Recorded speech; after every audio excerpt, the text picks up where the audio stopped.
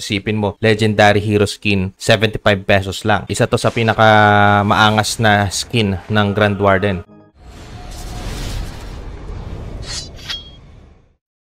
Nag-start na yung mini spotlight event dito sa COC, and yung nanalo sa mga voting is yung Super Dragon, which is maganda rin naman, and napakasulit nitong gamitin itong Super Dragon na to, lalong-lalo sa mga lower town level. So meron na lang 5 days mahigit para tapusin natin itong mini spotlight event, and kung gusto mo ma-check ito, pwede tayong pumunta rito sa Ice Bat. Click lang natin yan.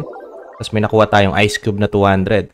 So pag in-open natin yan, ayan, may kita mo dito. Alam naman natin na makuha natin yung Ice Cube o yung pinaka-points dito sa event na to kapag uma-attack tayo sa multiplayer battle. So, kapag ginamit naman natin yung event troop o yung super troop, dito sa mini medal event, itong Super Dragon, may additional tayong makukuha ang Ice Cube. Tapos, habang tumataas yung points, may nakukuha tayong mga rewards. Continue natin to. Ayan, pwede na natin i-claim yung Super Dragon. Kapag free-to-play tayo, pwede tayo dito makakuha ng mga resources kagaya ng Gold Elixir at saka Dark Elixir. Pwede rin tayong makakuha dito ng 550 na super medals. And dito naman sa bonus track, kapag naisagad natin yung points dito, pwede pa tayong dito makakuha ng 390 pieces ng super medals. And yung mga super medals na makukuha natin dito, pwede natin pabili sa trader. So, i-click lang natin tong trader.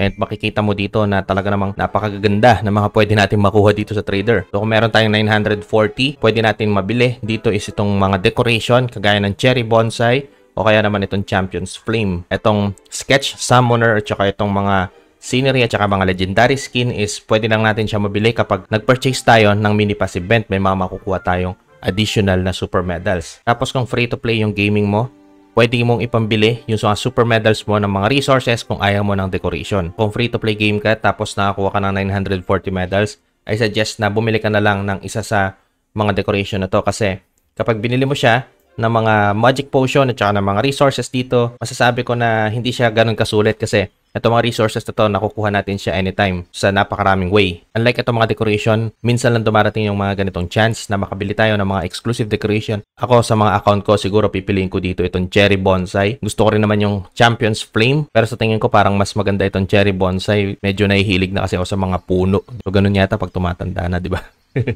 So kung plano mo naman bumili ng mini event pass, pwede tayo dito makakuha ng 1,900 super medals na additional. And bukod sa super medals na yun, may makukuha pa tayong mga runes kagaya ng Rune of Elixir, Dark Elixir at saka Gold. So kapag bumili ka ng mini pass event, pwede mo na mabili itong tatlo na decoration. Yung total kasi ng super medals is 2,840 yung makukuha mo kapag bumili ka ng mini event pass. Kung ayaw mo naman nito mga decoration, pwede mong bilhin ito mga scenery na nagkakahalaga ng 2,250 super medals. Pero sa pinakasulit na value na pwede mo mabili dito sa super medals na to is itong mga legendary hero skin. Talagang nilabas na nila yung complete set ng magic skin dito sa mini medal event. Last time yung nilabas nila yung Magic King at saka yung Magic Queen.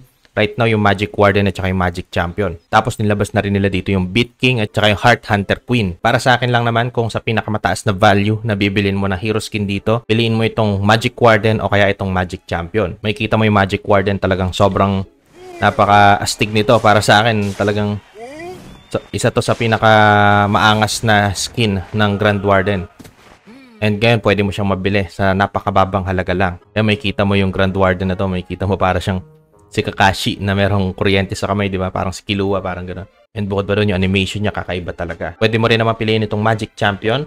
Sobrang sulit din kapag ito yung pinili mo dahil may kita mo na kakaiba yung animation niya tsaka yung forma nito as black and white. Talaga may kita mo na para sa akin sulit din yung ipambibili mo dito itong Magic Champion. So ayan, yung Beat King maganda rin.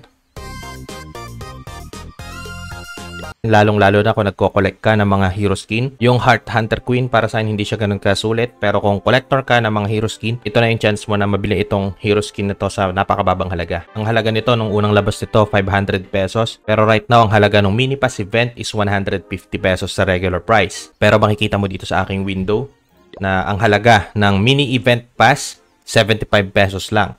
So kung first timer ka na buyer ng mini event pass or ng gold pass, makukuha mo to sa discounted price. Kagaya nitong sa akin. So 75 pesos, isipin mo, legendary hero skin.